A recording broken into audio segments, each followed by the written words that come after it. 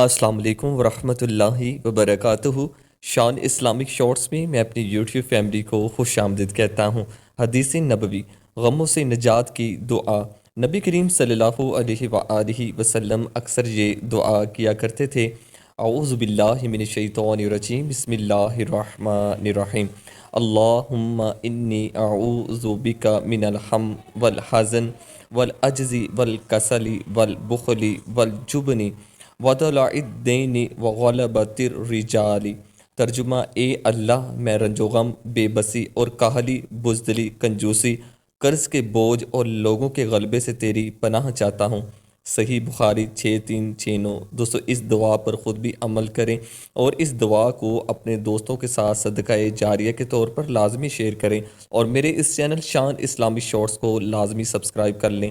السلام علیکم ورحمۃ اللہ وبرکاتہ۔